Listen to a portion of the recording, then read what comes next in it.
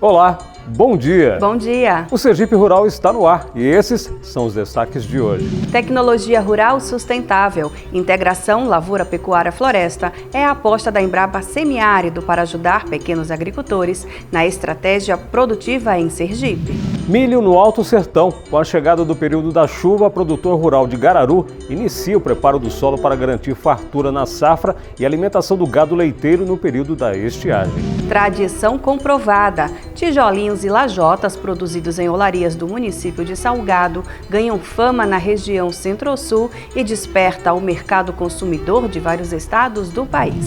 Programa Água Doce. O governo do estado, através da CODERSE, intensifica a manutenção dos sistemas simplificados de abastecimento de água dotados de dessalinizadores para ampliar o acesso ao serviço nos municípios sergipanos com dificuldades hídricas. E ainda, vamos mostrar a pesquisa desenvolvida pela Codevasf, que garante viabilidade na criação de tilápias em caixas d'água. O Sergipe Rural está só começando.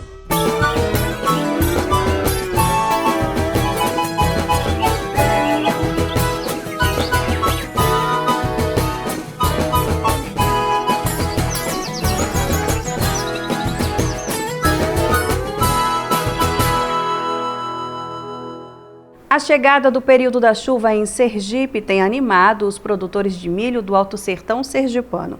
O momento agora é de preparar o solo para iniciar o plantio. No município de Gararu, o plantio do grão tem destino certo para muitos criadores de gado leiteiro. Alimentação farta para o rebanho durante o período da estiagem. Confira.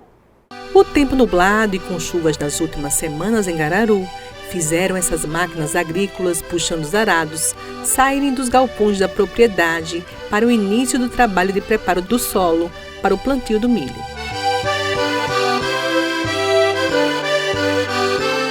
O milho é o principal cultivo de Sergipe e a relação desse produtor arrojado com o grão é de cerca de 10 anos, mas recheada de bons resultados. Começou quando eu iniciei o lado de meu pai, desde criança, e quando fui 10 anos para cá, vim se desenvolvendo na cultura de milho. E aí a gente está aí fazendo acontecer e iniciando hoje a safra de 2023. Antes mesmo de iniciar os trabalhos, o maquinário passou por um check-up visual, limpeza de filtros e condições de lubrificação do equipamento. O implemento com os discos para arar a terra também passou por inspeção. Essa rotina, acompanhada de perto por Valdemir, diminui as possibilidades de quebra do equipamento e paralisação do serviço. Boas práticas que Romário, o tratorista da Fazenda Céu Azul, aprendeu com a lida e com os cursos que vem participando.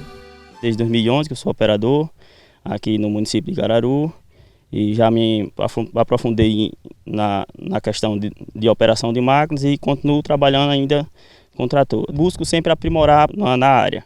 Eu trabalho operando colheitadeira também, carregadeira, reto e no momento estou trabalhando com trator. A busca de informações, a adoção de tecnologias e capacitação contínua estão cada vez mais presentes no agronegócio sergipano, para produzir com qualidade e eficiência. Para Romário, a capacitação contínua abriu as portas para novas funções, com os mais variados equipamentos. Já tem curso novo pela frente? Já tem curso novo sim para ser patroleiro, o Senado está disponibilizando para a gente e vou fazer agora no mês que vem, se Deus quiser. Tendo esses cursos a gente consegue ter trabalho o ano inteiro, entendeu? E conhecendo um pouco da parte mecânica também, como regular os equipamentos, a gente teve essa oportunidade de ter esse curso e está sendo muito bom também. Valdemar é apaixonado pelo que faz e coloca a mão na massa para tirar do solo seu meio de vida. Apesar do conforto do ar-condicionado na cabine, as jornadas conduzindo essas máquinas costumam ser longas. Mas quando se faz o que se gosta, o tempo dedicado ao trabalho é sempre prazeroso. O trabalho dura em torno de 10 horas ao dia. Mas não é um trabalho muito pesado em relação ao calor não, né? Não, de jeito nenhum. Não é pesado porque a gente faz o que a gente gosta, né? Então você faz o que gosta, sempre o dia passa que nós nem sente. Cerca de 150 hectares de área estão passando pelo processo de preparo do solo, respeitando as áreas de proteção na propriedade. A terra fértil do sertão logo receberá os grãos de milho que, quando colhidos, ganham os mais diversos destinos. Costuma plantar dia 15 a dia 20 de abril. E o ano passado mesmo a gente iniciamos no seco. E hoje, graças a Deus, do dia 6 de março para cá, caiu alguma chuva e nós já fizemos algum adiantamento. E como aconteceu essa trovoada, chuva de trovoada, a gente fomos lá e antecipamos o azaramento de terra. Eu costumo sempre, na época, mês de novembro, vender diretamente para as empresas e outra parte, que nem diz o ditado, ensacolar.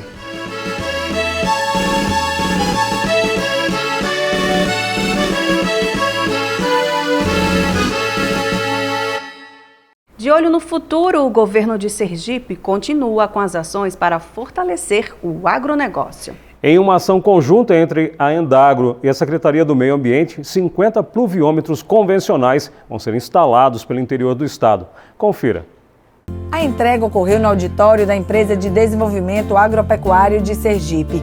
Os equipamentos vão medir o volume de chuva em 18 municípios. As medições pluviométricas serão úteis tanto para o trabalho de assistência técnica da Endagro aos produtores, como para a defesa civil. Além disso, empresários do setor privado e produtores rurais que necessitam de previsões de tempo e clima com relação ao plantio vão contar com mais essa ajuda da tecnologia.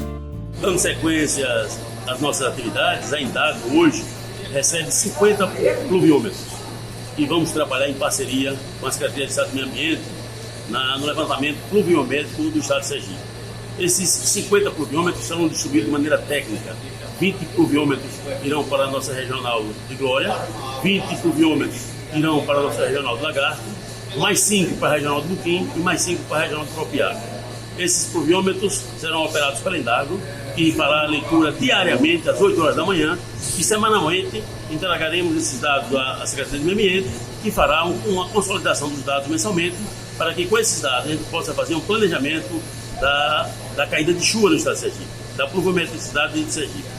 Então, mostra que as empresas e os órgãos estaduais estão consolidados, trabalhando juntos pelo bem do homem do campo. E a chuva deve se intensificar nos próximos dias em Sergipe e nas regiões do agreste e semiárido. A expectativa é que as instabilidades já provoquem temporais neste fim de semana. Confira no mapa a previsão do tempo para os próximos dias no estado. De acordo com o Centro de Meteorologia de Sergipe, o tempo fica nublado com chuva rápida no sábado e no domingo em todas as regiões do estado. Na segunda e na terça, o sol aparece entre nuvens em parte do agreste e do litoral do estado. No sertão, o tempo fica parcialmente nublado com possibilidade de chuva isolada. Na quarta, quinta e sexta, uma massa de ar frio deixa o clima ainda mais ameno, com a queda nas temperaturas que devem variar entre 19 e 32 graus. No município de Pacatuba, a temperatura deve chegar aos 28 graus, 29 em Carira e 31 graus em Gararu. A seguir, a gente destaca a produção de tijolinhos e lajotas em olarias de Salgado, que já ganharam fama fora do estado. E ainda, os investimentos do governo do estado através da CODES para garantir o funcionamento de sistemas simplificados de abastecimento de água dotados de dessalinizadores em localidades de municípios sergipanos com dificuldades hídricas. Depois do intervalo, a gente volta já.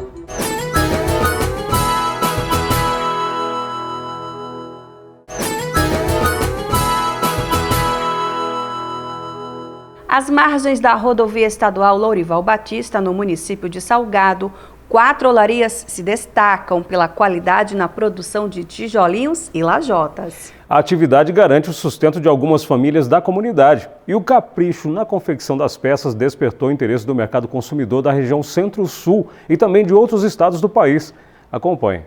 Pouca gente sabe, mas os tijolinhos largamente usados em projetos de construção civil e decoração são feitos artesanalmente, um a um. A matéria-prima é uma mistura de alguns solos, com o objetivo de dar liga e a firmeza necessária ao produto. O trabalho, a maioria das vezes, é individual ou familiar. Nós aprendemos com meu avô, que era o pai do meu pai. Meu pai passou para mim, passou para minha mãe também, e hoje Tem diversos modelos de material devido aos arquitetos. Inventam o modelo para a gente criar as grades e fazer o material. Mas tudo começou com meu avô, quando ele veio da Bahia para cá. O processo de fabricação dos tijolinhos começa com a massa de argila. O oleiro Fernandes pega a quantidade suficiente para moldar uma única peça. A pressão da massa na forma ajuda a preencher os vazios do molde. Um dos pontos mais importantes do processo de fabricação dos tijolinhos é cisar, ou seja, passar cinza na forma. As cinzas funcionam como desmoldante para ajudar na retirada da peça moldada. A produção nossa aqui gera por quinzena, que a gente queima por quinzena, nós queimamos a fornada. Dá de 6 a 7 mil peças de pastilha. Vender, nós vendemos para Lagarto, para Simão Dias, para Ribeirópolis. Nós já levamos material até para Minas, Goiás. Já sai para fora também, material nosso. Depois de moldados, tijolinhos e lajotas passam pela secagem. Arrumados dessa forma e com previsão do tempo ajudando, o processo dura menos tempo. As peças moldadas são assadas uma vez por quinzena em fornos como esse. A fabricação é quase sempre por encomenda e muitas vezes recheada de desafios.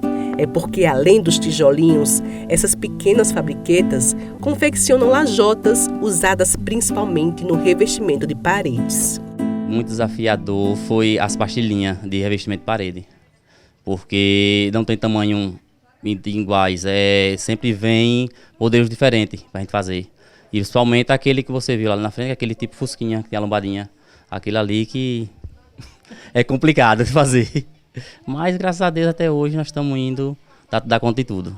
O material é retirado de jazidas localizadas no próprio município, com a autorização dos órgãos ambientais. O acompanhamento da fabricação das peças artesanais está se transformando num atrativo turístico do município.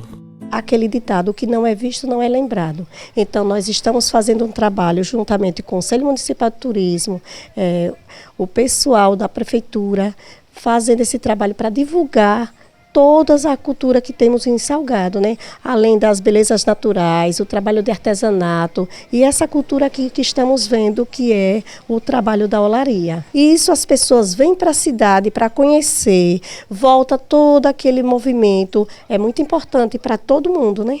Para a gestão do município, estimular a cadeia produtiva das olarias é também valorizar a tradição. Muito importante esse trabalho através da Secretaria de Turismo, porque a divulgação, né? Através da divulgação gera renda. Então, um trabalho assim amável, um trabalho muito bem feito e um trabalho em conjunto. Através da divulgação, o turismo, as pessoas vêm até Salgado fazer seu turismo e conhecer o trabalho do oleiro, do carpinteiro, que temos também trabalhos maravilhosos aqui de carpinteiro. Nossa comunidade, nossa região é rica de oleiro, carpinteiro, de tudo que você imaginar, de artista da terra. E um dos trabalhos que mais me chama a atenção, como eu já falei antes, é a olaria. Porque eu nasci e me criei dentro de uma olaria praticamente.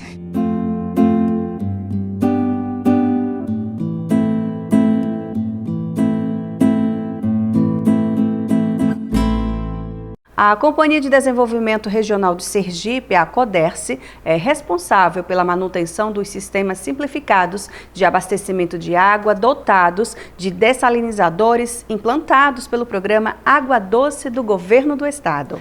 E o trabalho desenvolvido impacta de forma positiva nas comunidades de municípios sergipanos que enfrentam dificuldade hídrica. A repórter Patrícia Dantas conversou esta semana com o diretor de Infraestrutura Hídrica da CODERSE, Hernan Sena, que trouxe mais detalhes sobre o assunto. Veja. Oi Lícia, oi Marcelo, estamos aqui na CODERSE porque essa empresa agora vai ser executora do programa Água Doce. E sobre o assunto eu converso agora com Hernan Sena, que é o coordenador de Infraestrutura Hídrica e Mecanização Agrícola. Hernan, primeiro me fala um pouquinho qual é o passo que está funcionando o programa Água Doce, que é uma continuação, né, de verdade. Exato, né? Foi feita uma renovação com o governo federal, é um projeto, um programa do governo federal, onde aqui no estado, né, funciona através da Secretaria de Agricultura e aqui mais especificamente aqui na CODERSE. Né? Hoje A maior parte dos poços em que as unidades produtoras em que o programa Água Doce funciona foram de poços perfurados pela CODESE, né? Além disso, a gente dá uma manutenção nesses poços através da nossa equipe, manutenção elétrica, manutenção hidráulica, e além disso também fazemos parte desse conselho do programa Água Doce. Hernan, me fala uma coisa, sobre como é que a comunidade recebe esse programa, quando chega a primeira parte, que é a parte de vocês de infraestrutura, como é que é a recepção desse programa, desse maquinário dentro da comunidade? É sempre com muita alegria, né? Porque onde a gente tem, né, no semiárido, onde você tem uma falta de água muito grande, né, quando você chega com a possibilidade de trazer a água, trazer vida para essa população, a receptividade é muito boa. A gente começa, né, através de nossos geólogos, tentando encontrar água, né, nessas localidades que é muito difícil. Os geólogos encontram uma veia de água, a gente faz a perfuração. Quando encontra água, geralmente ela é salina, né, ela é uma água salobra, então aí é onde entra o programa Água Doce, né, para a dessalinização dessa água, fazendo com que essa água se torne uma água potável, própria para o consumo, e a partir daí a gente começa a mudar a vida dessas pessoas. Hernan, é trabalho da CODESE já fazer essa perfuração, e o programa Água Doce acaba entrando justamente quando existe uma indisponibilidade desse poço, né, por causa justamente da água salina, né?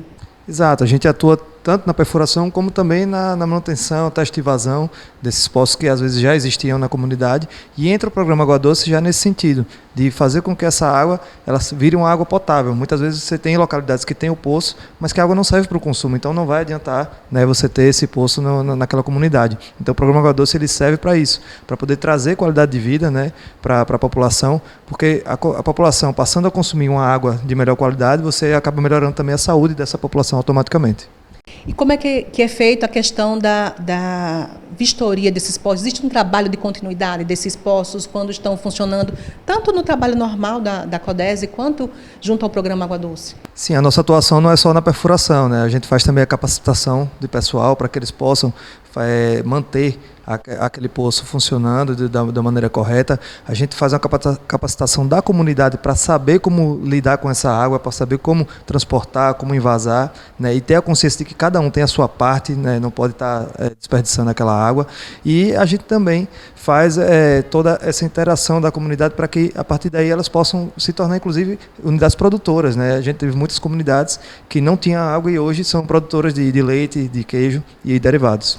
Então, vocês acabam vendo muitas histórias, contando muitas histórias e observando essas histórias que são contadas justamente depois da chegada da água, né? Com certeza. A água é vida, né? E traz realmente uma qualidade para essas comunidades que são tão desassistidas, né?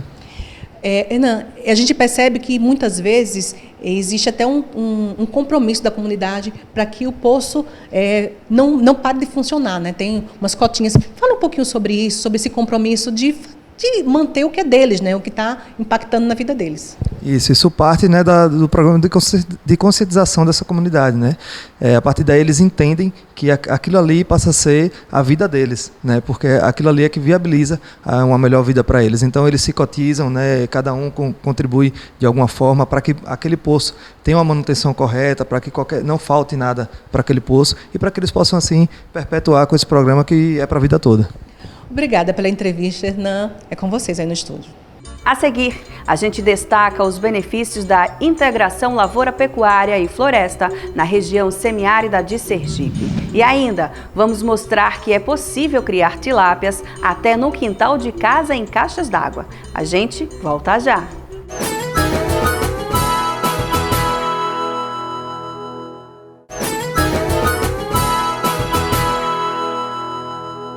Sergipe Rural já de volta e agora com espaço aberto pelo programa para citar os nomes de telespectadores que estão sempre ligados na gente. E hoje nós começamos mandando um abraço para o senhor Valdir Amaral, que mora no município de Ribeirão das Neves, Minas Gerais. Abraço também para o senhor João Pedro, do povoado Lagoão, em Salgado, Sergipe. E ainda para o senhor Wilson Correia, que nos assiste do Conjunto Eduardo Gomes, em São Cristóvão, Sergipe. Você também quer ter o nome citado no programa? Mande sua mensagem, participe. Não esqueça de dizer também o sobrenome, o estado e a cidade onde mora. A integração lavoura-pecuária-floresta é uma estratégia de produção que vem crescendo no país. Trata-se da utilização de diferentes sistemas produtivos dentro de uma mesma área. E a nossa equipe esteve essa semana na unidade da Embrapa Semiárido, que fica no município de Feira Nova, no sertão do estado, para ver na prática a aplicação da tecnologia e sua viabilidade na região. No espaço da Unidade Experimental da Embrapa em Feira Nova, a palma e a glicídia formam um sistema de integração lavoura-pecuária-floresta bem funcional para o sertão. Esse aqui é um arranjo do sistema de integração lavoura-pecuária-floresta para o semiárido. Esse aqui foi pensado e estruturado para a região, principalmente para a região agreste.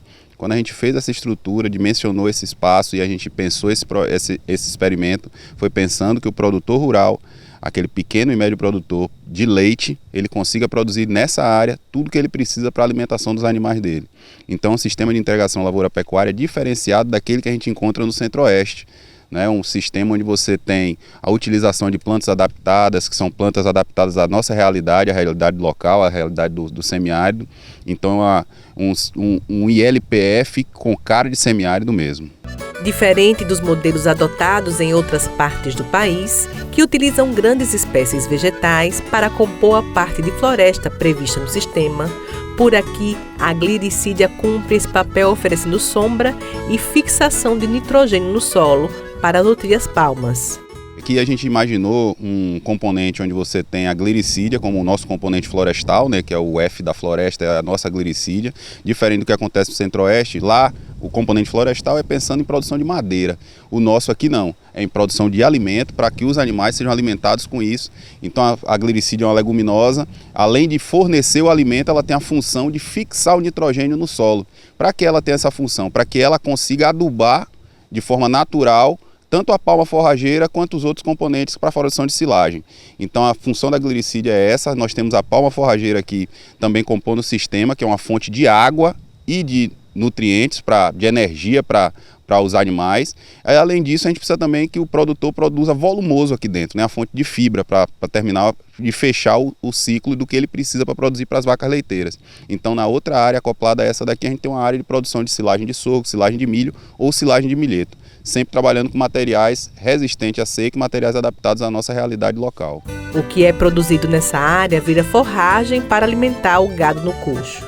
No semiárido a gente tem uma característica que a gente tem um período específico de produção de forragem, que é curto. A gente tem 4 a 5 meses só de produção de forragem. O restante do tempo esses animais têm que ser alimentados fora do sistema. Então a gente pensou nisso e é nisso que esse sistema ele atua. É você retirar esse material para a alimentação dos animais e, além disso, voltar com esses componentes, que é a glicídia, dentro do sistema. O que é que eu quero dizer com isso? Que além dele alimentar os animais, a gente também corta essa planta e é depositada para a formação de matéria orgânica no solo. Então a planta ela deposita a folha, onde tem a formação de serrapilheira. Além dela fixar nitrogênio pelas raízes, ainda tem a deposição de matéria orgânica por meio de seus ramos e suas folhas. O modelo de ILPF adotado aqui no campo experimental da Embrapa pode diversificar a produção, gerando mais renda e de maneira ambientalmente correta. Atualmente, mais de 20 unidades da Embrapa desenvolvem algum tipo de atividade de pesquisa e transferência de tecnologia no tema. O sistema de integração lavoura, pecuária e floresta tem o objetivo de otimizar o uso da terra. A Embrapa já utiliza o sistema há mais de 40 anos, 20 deles só em Sergipe. A gente ficou muito satisfeito que esse projeto nosso ele se transformou numa política pública por conta do governo do estado entender que essa simbiose da glicídia com a palma era importante.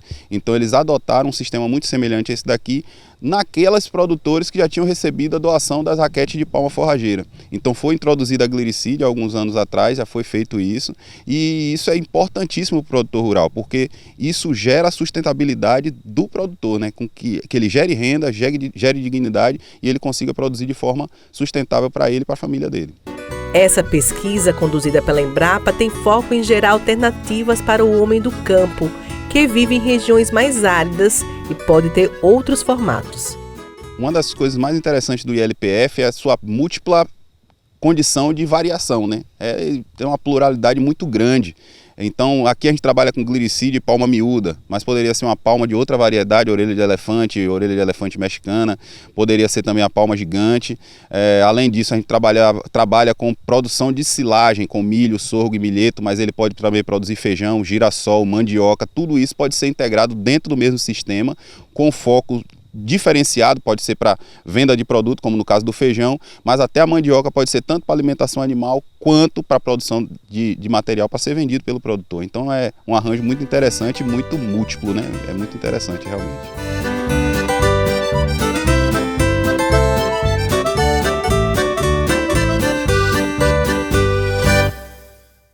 E agora a gente muda de assunto para mostrar a viabilidade na criação de tilápias em caixas d'água.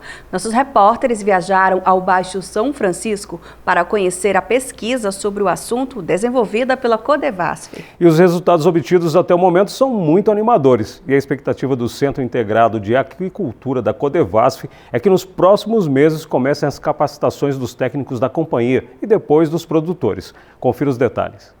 Estamos no Centro de Recursos Pesqueiro e Aquicultura aqui no Betume para falar de uma pesquisa bastante interessante de criar tilápias em espaços pequenos, mais precisamente em tanques, em caixas d'água de 1.000 litros. E sobre esse assunto eu converso agora com o engenheiro de pesca e pesquisador também, o Alexandre Delgado. Alexandre, é uma pesquisa que é bem interessante e pode dar a oportunidade de muita gente criar sua própria tilápia em casa, né? Exatamente, porque é uma atividade que a gente está testando, que tem tido uma grande demanda de pessoas que querem produzir uma proteína de qualidade, como é o peixe, em espaços pequenos. Além do que, ele vai usar pouca água, que é um sistema fechado, a água é toda circulada, então pode ser desenvolvido em qualquer espaço, mesmo no quintal de sua casa, por exemplo. A tilápia é escolhida porque é um peixe de boa aceitação no mercado e também que acaba sendo um peixe que tem uma versatilidade bem grande, tanto na questão de gastronomia, tanto para a questão dos cuidados dela. São esses realmente os pré-requisitos que vocês tiveram em mente para criar esse sistema? Exatamente, porque é um peixe muito fácil de manejar, ele aceita densidades grandes, e também tem um ciclo curto, ou seja, ele engorda num tempo muito rápido. A nossa ideia é que esse peixe, todo o ciclo dele seja de 6 meses. E nós estamos aqui definindo qual seria a densidade ideal para trabalhar com esse peixe. Mas em relação aos resultados, a gente já consegue ter resultados dessa pesquisa e os custos também? Como é que a gente pode pensar neles para serem realmente colocados em prática? Os custos nós estamos avaliando, ainda não chegamos a uma conclusão 100%.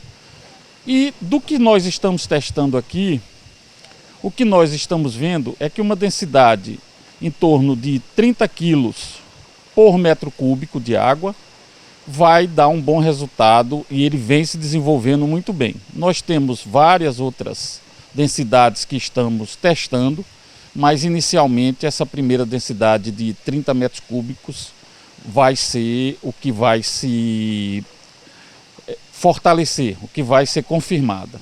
Quando você fala em 30 quilos por metro cúbico, você fala em quantos peixes normalmente e em quanto tempo que a gente pode ter esse resultado de produção? Olha, depende muito do tamanho do peixe que você vai tirar. Mas nós estamos considerando aqui que vamos tirar peixes em torno de 600 gramas. Então seria aproximadamente 50 peixes para cada metro cúbico de água. A gente está aqui no espaço de estufa, que está fazendo bastante calor, mas esse não precisa ser o espaço ideal. Existe, no ambiente que esses peixes deverão ser criados, existe um espaço ideal ou realmente as condições normais de um quintal podem funcionar para a criação? Exatamente. Essa criação vai poder ser feita em qualquer lugar, em locais abertos, não tem problema nenhum. Nossa condição aqui dentro da estufa é para que a gente possa ter um sistema mais bem controlado. Mas a ideia é que essa criação possa ser feita em qualquer espaço, ao ar livre, principalmente. E em quanto tempo, que é a pergunta que todo mundo quer saber, em quanto tempo a gente vai ter resultado? Quando a gente pode transferir essa tecnologia para os ribeirinhos e para qualquer pessoa que queira ter essas tilápias em casa. A nossa ideia aqui, o que a gente está vendo é que daqui a 2, 3 meses no máximo, a gente já vai estar com o sistema todo montado e começar a capacitação das pessoas e abrir para a visitação das pessoas interessadas. E a gente quer mostrar isso. Bom, tá aí a dica. Quem sabe você em casa também quer criar as tilápias nos seus tanques, nas suas caixas d'água no quintal. É com vocês no estúdio. E o Sergipe Rural de hoje termina aqui, mas você pode ajudar na produção do próximo programa. É só enviar e-mail para pgm-sergiperural@gmail.com ou através do nosso número. Anote aí, 999284631. E você também pode entrar em contato conosco pelo Instagram do programa. É só procurar por @Sergipe_Rural. Obrigado por sua companhia. A próxima semana a gente se vê. Até lá!